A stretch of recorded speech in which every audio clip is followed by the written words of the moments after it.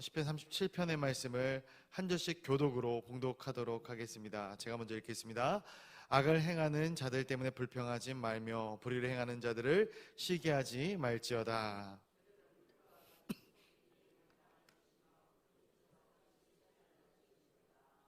여호와를 의뢰하고 선을 행하라. 땅에 머무는 동안 그의 성실을 먹을거리로 삼을지어다.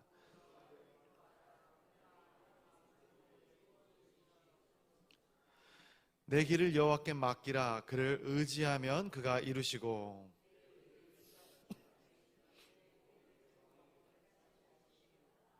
여호와 앞에 잠잠하고 참고 기다리라. 자기 길이 형통하며 악한 꾀를 이루는 자 때문에 불평하지 말지어다.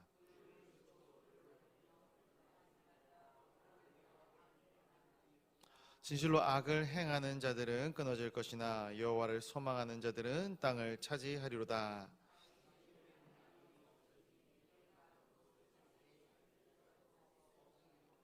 그러나 온유한 자들은 땅을 차지하며 풍성한 화평으로 즐거워하리로다.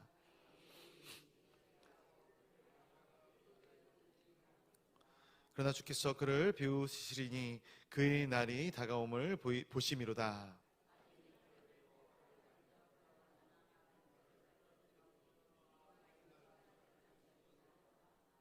그들의 칼은 오히려 그들의 양심을 찌르고 그들의 활은 부러지리로다. 악인의 팔은 부러지나 의인은 여호와께서 붙드시는도다.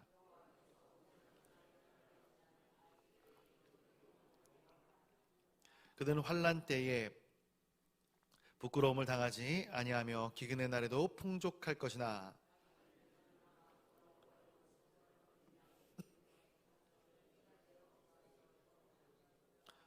악인은 꾸고 갚지 아니하나 의인은 은혜를 베풀고 주는도다.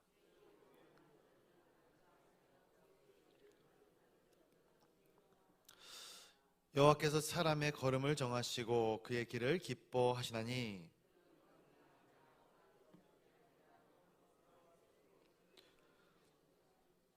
내가 어려서부터 늙기까지 의인이 버림을 당하거나 그의 자손이 걸식함을 보지 못하였도다.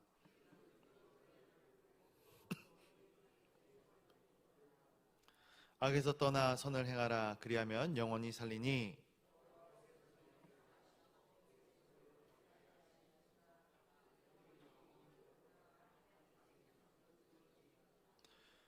의인이 땅을 차지하며 거기서 영원히 살리로다. 그의 마음에는 하나님의 법이 있으니 그의 걸음은 실족함이 없으리로다.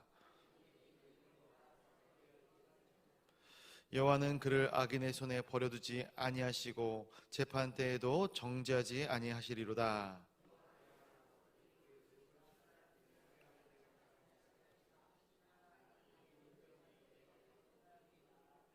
내가 악인의 큰 세력을 본즉 그 본래의 땅에서 있는 나무 잎이 무성함과 같으나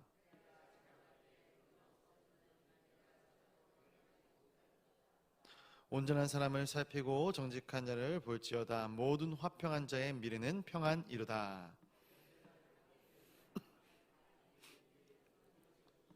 의인들의 구원은 여호와로부터 오나니 그는 환난 때에 그들의 요새시로다.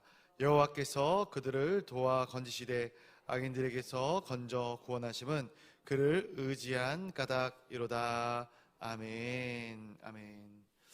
오늘도 이런 새벽 미명의 시간에 거룩한 주님의 존전으로 달려나온 하나님의 성도님들을 진심으로 환영하고 축복합니다. 오늘 우리 함께 묵상한, 함께 읽은 이 시편 37편의 말씀을 통해서 우리가 또 제가 받은 은혜를 함께 나누고자 합니다. 본문 1절의 말씀 한번 같이 읽어보도록 하겠습니다. 1절의 말씀입니다. 시작. 악을 행하는 자들 때문에 불평하지 말며 불의를 행하는 자들을 시기하지 말지어다. 아멘. 악을 행하는 자들 때문에 불평하지 말라. 악한 생각과 악한 마음을 가지고 행동하는 사람들을 우리가 간혹 보면은 또 혹은 그게 악인지도 모르고 행동하고 있는 사람들을 보고 있노라면 마음 가운데 거리끼는 것이 있습니다. 그러한 사람들의 모습을 보면서 우리가 이제 또 입술로 또 하나님께 기도하면서 이러한 고백들, 이러한 불평의 고백들이 나오기 마련이죠. 하나님 어찌합니까? 하나님 왜 이렇게 하시고 계십니까? 왜 이러한 상황을 펼치십니까? 도대체 당신의 뜻은 무엇입니까? 어떻게 보면 이 악한 사람에 대해서, 또 악한 행동과 또 악한 이 시대를 향해서 우리가 불평하고 또 토로하는 것은 당연한 것일지 모르겠다 생각을 합니다. 그런데 생각을 해보면 아담과 하와가 선악과를 범한 그 후부터 지금까지 악하지 않은 때가 있었는가?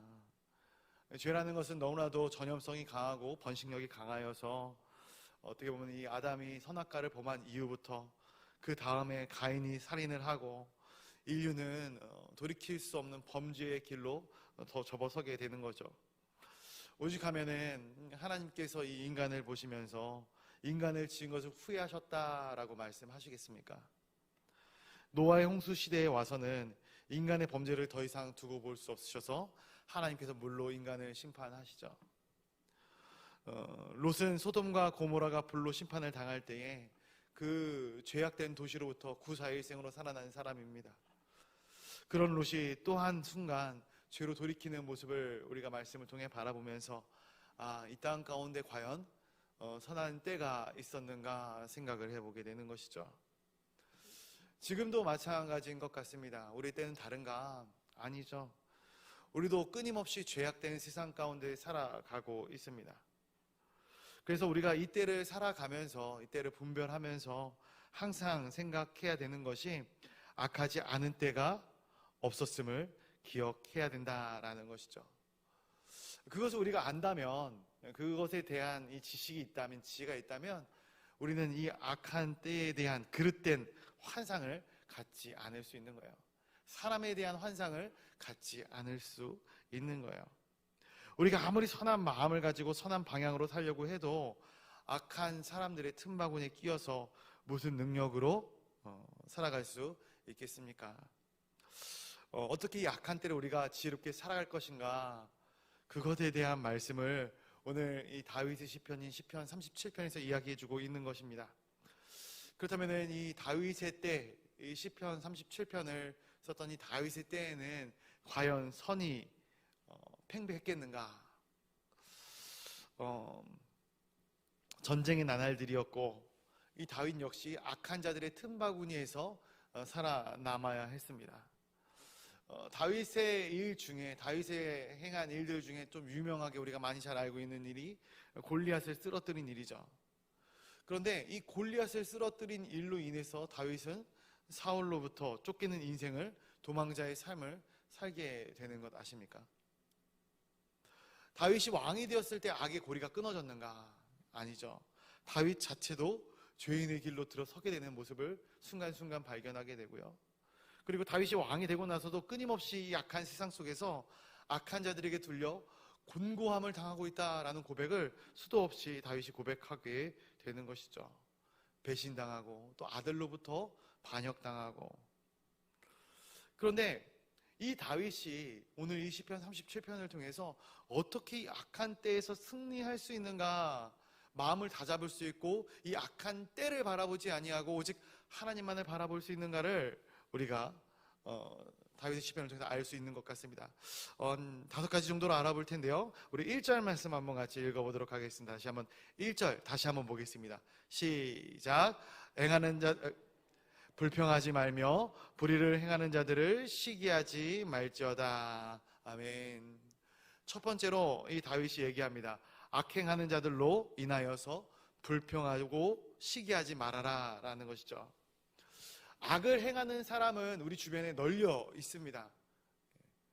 주변에 다 천사들만 있으신가요? 착하신 분들만 계시던가요? 그래서 본문에서 악한 곳에서 살수록 우리가 뭘 하지 말아야 된답니까? 불평하지 말아야 된다 이렇게 합니다. 불평하지 말아라. 이 불평하지 말아라는 것은 우리 입을 닫으라라는 것이에요. 여러분, 불평하려면 불평의 거리들이 얼마나 많이 있습니까? 그런데 이 악한 자들의 특징이 불평이라는 건 아십니까? 저도 개인적으로 이 불평과 불만이 굉장히 많은 사람 중에 하나였습니다. 의도적으로 이 불평과 불만을 하지 않아야겠다라고 노력을 하는 것뿐이지, 솔직히 이 사회를 향한, 이 교회를 향한, 또 사람을 향한 불평과 불만을 쏟아 놓으려면은 하루 밤이 지나도 모자랄 정도로 많은 불평과 불만들을 쏟아낼 수 있는 것이 제 모습인 것이죠. 그러나 우리의 관점을 바꿔서 이 모든 불평의 거리들 가운데 역사하시는 것이 하나님의 섭리다라는 것을 기대하고 소망한다면 불평의 주체를 바라보는 시점이 바뀌게 될 것이고, 그것을 통해서 일하시는 하나님의 선하심을 우리가 바라보게 된다라는 것이죠. 그래서 이 악한 때를 살아갈 때 우리 가운데 주어진 첫 번째 지혜는 바로 불평하지 말 것입니다. 우리 사랑하는 동광의 성도님들, 입술로 범죄하지 않게 되기를 간절히 소원합니다.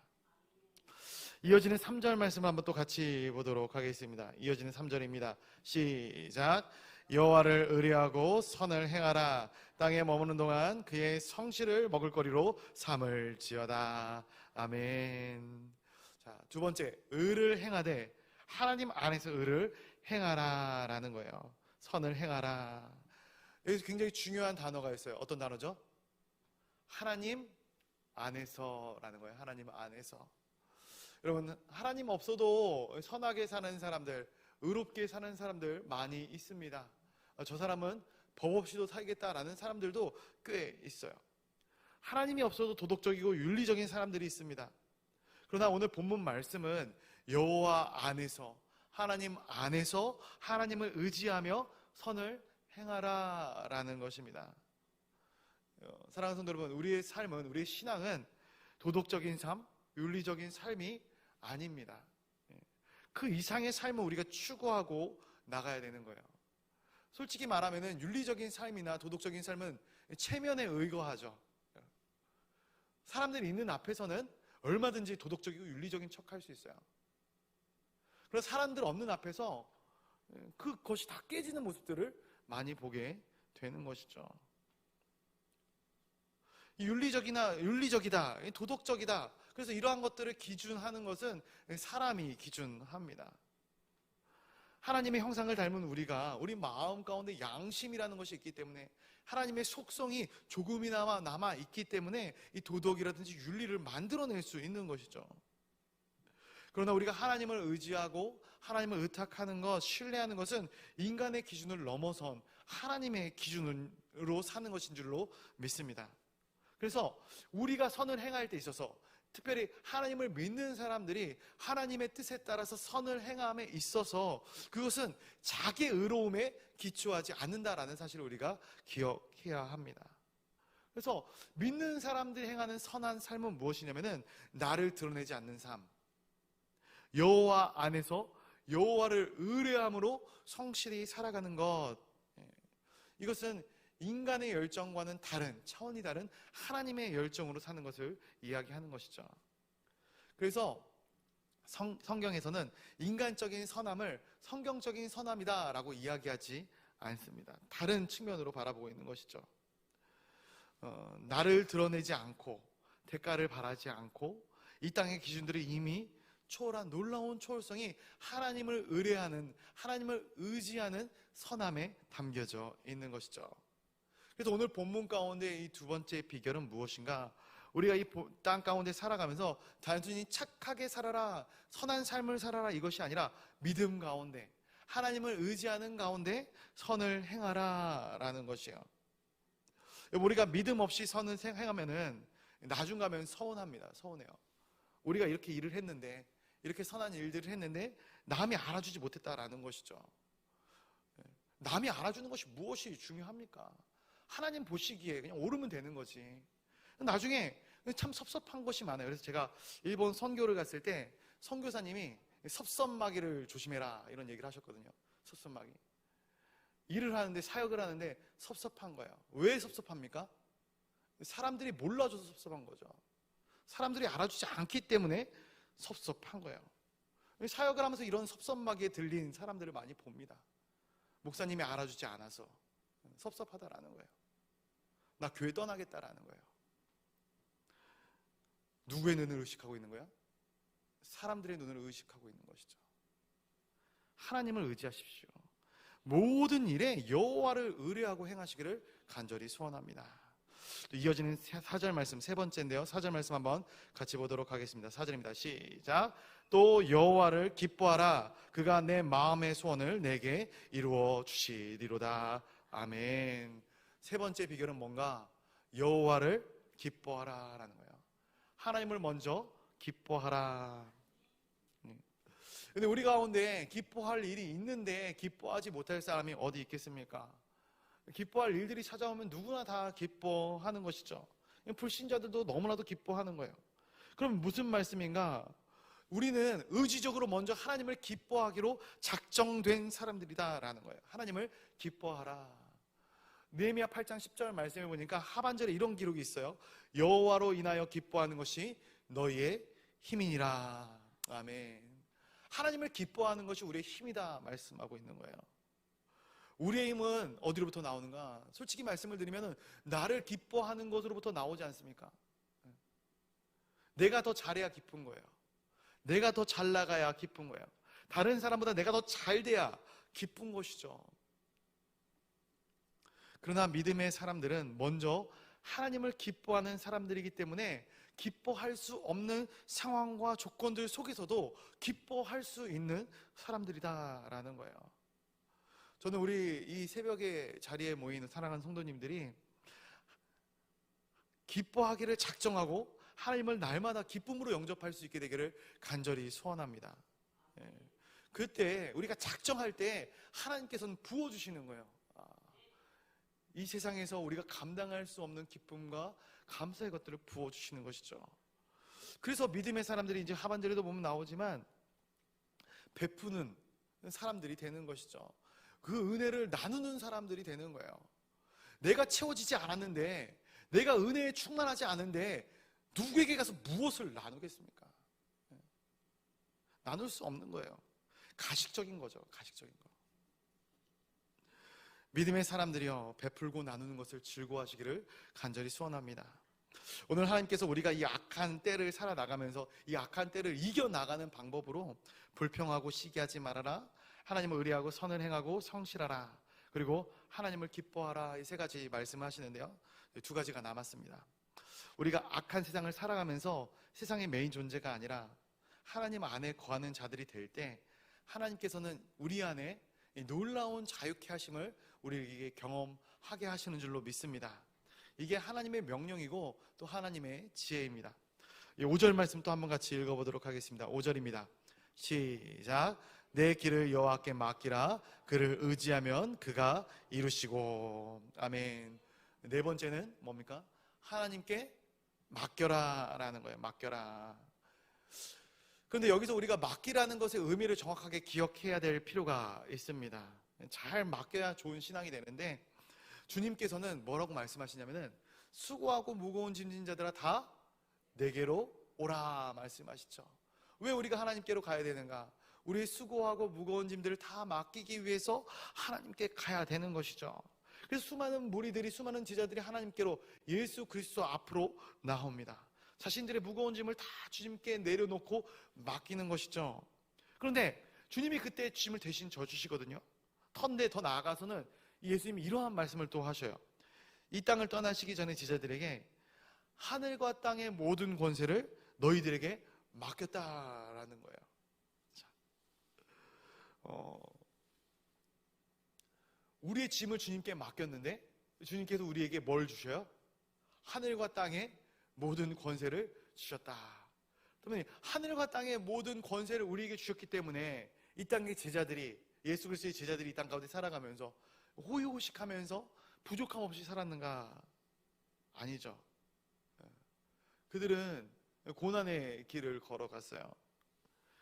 이러한 말이 생각납니다. 누구든지 나를 따라오려거든 자기 십자가를 지고 나를 따를 것이라. 제가 예전에 한번 설교한 적이 있는데, 십자가 패러독스입니다. 십자가의 역설, 믿음의 역설인 것이죠. 우리가 무거운 짐을 들고 주님께 나아갈 때에 주님께서는 우리의 모든 무거운 짐을 다 짊어져 주십니다. 우리의 죄의 문제를 주님께서 해결해 주시는 거예요. 그런데 우리의 죄의 문제를 주님께서 해결해 주셨을 때 우리에게 남은 것이 있어요. 무엇이 남습니까? 빛이 남는 거죠. 빛. 주님께 빚진 자가 되는 거예요. 그럼 이 땅 가운데 우리 주님께 빚진 자로서 주님께서 우리에게 맡겨주신 그 사명, 그 소명들을 감당하는 삶을 살아 나아가는 것이죠. 그렇습니다. 우리가 주님께 맡긴다라는 것은, 하나님께 맡긴다라는 것은 우리의 모든 것을 하나님께 맡기는 것을 이야기하는 것일 수 있지만, 또 하나님께서 우리에게 맡겨주신 것을 우리가 감당한다라는 그러한 의미도 가지고 있습니다. 작년 말 목장교회 전환에 대해서 이야기를 듣고, 목장교회가 뭔지도 모르는 상황 가운데 마치 밑빠진 독에 물 붓기처럼 사역을 시작했습니다. 잘 아는 사람을 가서 만나보고, 목장교회에 가서 이야기도 들어보고, 어떻게 하고 있는지 살펴보고, 과정 가운데 여러 가지 힘든 상황이 왜 없었겠습니까?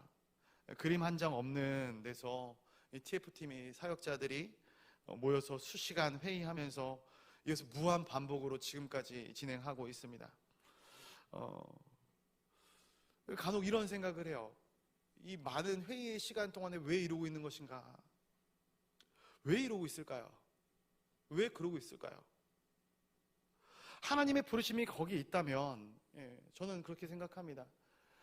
모든 결과는 하나님께 맡겨야 되는 것이죠. 그러나 결과를 하나님께 맡긴다고 그 일을 감당하는 사람이 손을 놓고 있으면 되겠습니까? 아니죠. 몸이 달아져라 뛰어나가야 되는 것이죠. 그 일을 감당하고 또 감당해야 되는 것이죠. 맡겨진 일에 최선을 다해야 하는 것입니다. 무슨 말인가? 맡기는 것은 손을 놓고 맡긴다라는 개념이 아니다라는 거예요. 크리스천의 딜레마일 수 있어요. 하나님께 맡겼다. 하나님께 맡김으로 우리가 그러면은 손을 놓고 게으름 피워도 되는 것인가? 하나님의 신성이 모든 것을 다 해결해 주실 것이기 때문에 우리는 가만히 있어도 다 해결이 되는 것인가? 모든 것이 하나님의 뜻대로 흘러가는 것인가? 아니다라는 거예요. 하나님께 맡겼을 때 우리는 하나님께서 우리에게 주신 소명들을 발견하고 그 가운데 우리의 삶을 적셔내야 된다라는 것이죠. 그래서 이 모든 일들을 통해서 우리가 최선을 다해서 열심히 감당할 때에 세상 사람들이 우리를 보면서 이런 생각을 하는 것이죠. 아, 저 사람은 저렇게 열심히 일하고 열심히 쓰고 하는 것, 이상의 것들을 얻어내게 되는구나, 경험하게 되는구나. 저 사람 혼자 일하는 것이 아니야. 저 사람 뒤에는 누군가 분명히 존재해. 이런 것들을 세상 사람들이 발견하게 되는 것이죠. 그리고 그때의 모든 영광은 하나님께 올려드리는 거예요. 얼마나 아름답습니까? 온전히 하나님께 맡기는 자들, 이 악한 세대를 이겨낼 수 있는 자들이 되는 것임을 기억하시길 바랍니다. 그때 6절에서 이렇게 말씀을 합니다. 내 의를 빛같이 나타내시며 내 공의를 정오의 빛같이 하시리로다. 우리가 무슨 의로움이 있어서 의롭다 칭함을 받겠습니까? 사람이 어떻게 의롭다 여겨지겠습니까? 하나님을 의지하는 순간, 완벽한 의신 하나님을 기뻐하는 그 순간, 하나님의 기쁨이 나의 기쁨이 되는 것이고, 나의 기쁨이 하나님의 기쁨이 되는 것이고, 이 기쁨을 통해서 솟아나는 하나님의 의로움을 우리를 통해서 세상 사람들이 발견하게 되는 것이죠. 우리 마지막 7절 말씀 한번 같이 읽어보도록 하겠습니다. 7절입니다. 시작. 여호와 앞에 잠잠하고 참고 기다리라. 자기의 길이 형통하며 악한 꾀를 이루는 자 때문에 불평하지 말지어다. 아멘. 마지막 뭡니까? 여호와 앞에 잠잠하고 참고 기다리라 라는 거예요. 참고 기다리라. 약간 첫 번째와 비슷한 이야기일 수 있는데, 우리가 열심히 살아가면 얼마나 할 말이 많이 있겠습니까? 우리가 수고하고 노력해서 많은 열매를 거두고 또 많은 성과를 얻어낸다면 얼마나 할 말이 많겠어요. 그런데 마지막으로 하나님께서 약한 세대 가운데 크리스천들에게, 하나님을 의뢰하는 사람들에게 주시는 말씀이 뭐냐면은 침묵하라라는 거예요. 침묵하라. 침묵하고 인내하라. 근데 왜 침묵하는가? 하나님 앞이어서 침묵하는 것이죠. 하나님 앞이어서 침묵할 수밖에 없는 거예요. 하나님은 나보다 더 나 자신을 잘 아시는 분이십니다. 그래서 하나님의 이 경외로움 앞에서 모든 사람은 잠잠할 수밖에 없어요. 사람들은 말이 많습니다. 뒷담화도 많이 하지 않습니까? 그렇죠? 전화 통화하면은 저희 어머니도 가끔 전화 통화를 하면 전화를 안 끊으시더라고요. 3시간, 4시간 통화를 하십니다. 무슨 얘기를 하실까? 곰곰이 들어보면은 이 집사 흉 보고 저건 사흉 보고 저희 어머니 보고 계실 텐데 물론 선한 이야기들, 교회를 위하는 이야기들도 많이 하지만 그러한 과정 가운데 남을 헐뜯고 남을 흉보는 이야기들은 최대한 자제해야 될 줄로 믿습니다. 저도 그것으로부터 자유롭지 못해요. 그렇지만 최대한 하지 않으려고 노력해야 되는 줄로 믿습니다. 이 말 많은 시대에 하루 종일 말하고 설명할 것이 많은 이 시대에 잠잠하라 라는 것 정말 쉬운 일이 아닙니다. 그러나 때로는 수많은 말을 하는 것보다 침묵이 더 큰 능력과 영향력을 나타낼 때가 있음을 보게 됩니다. 어제도 장례식장에 다녀왔는데 장례식장의 자리에서 이런 것들이 가장 크게 나타나는 것이 아닌가 싶어요. 말을 잘한다 해서 가서 어떠한 위로, 어떠한 격려의 수많은 수식어들, 아름다운 형용구들을 붙여서 그 사람들을 위로하려고 하기보다는 먼저 하나님께 맡기고 기도하고 손 잡아주고 조용히 침묵하는 것이죠. 그 침묵으로 이야기하는 거예요.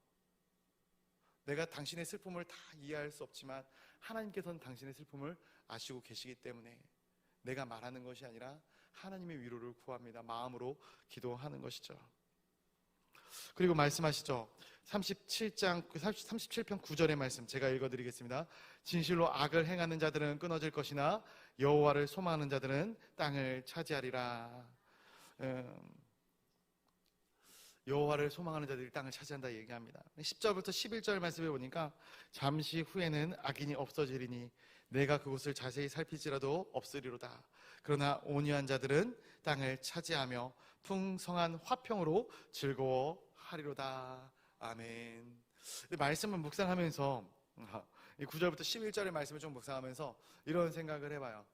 과연 이게 이 시대의 상황과 맞는가? 이 시대는 여호와를 소망하지 않는 사람들이 오히려 땅을 차지합니다. 의인들이 없고 악인들이 득세해요. 온유한 자들은 오히려 땅을 1도 갖지 못합니다. 사업을 할 때도 마찬가지죠. 적당히 편법을 써야 사업에 성공할 수 있어요. 정직하게 사업을 해서는 성공할 수 없다. 사람들이 다 그렇게 이야기를 하더라고요. 여러분, 이게 현실의 주소 아니겠습니까? 그래서 우리가 잘 믿는다고 하지만 우리가 일을 할 때 사람의 방법으로, 사람의 지혜로 일을 하는 경우가 많지 않습니까? 우리 신앙이 따로 가고 현실의 방법이 따로 가는 경우들을 많이 보게 되는 것이죠. 우리가 믿음 안에서 겪는 어려움이 왜 없겠습니까? 그러나 믿는 자들의 결론은 이것이다라는 거예요. 우리가 이제 성경을 보면은 창세기부터 요한계시록 끝까지 다 읽어보면은 이 말씀에 대해서 이 세상이 이 땅이 어떻게 돌아가는지에 대해서 알지 않습니까? 이 땅의 결론이 이것이다라는 거예요. 결국은 믿음이 승리하게 될 것입니다. 이 땅 가운데서 우리가 고난이나 박해를 당할 수도 있고 믿는 자로서 삶을 살아갈 때에 경제적으로 어려움을 경험할 수도 있어요. 그러나 최후의 날에는 우리가 반드시 승리하게 될 줄로 믿습니다. 말씀을 맺겠습니다. 말씀 가운데 이러한 말씀이 있습니다. 이 땅 가운데서 우리가 고난을 당하나 담대하라.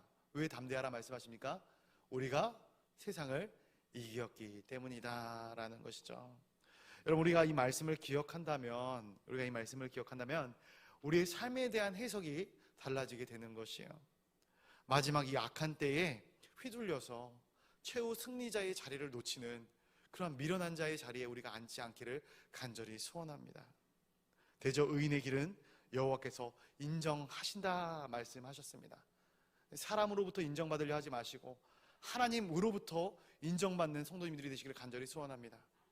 그때에 하나님께서 인정하시는 그 길을 걷는 자들에게 하나님께서 부어주시고 하나님께서 역사해 주시는 그런 놀라운 앞길들을 우리의 삶 가운데 경험하시기를 주님의 이름으로 간절히 축원드립니다.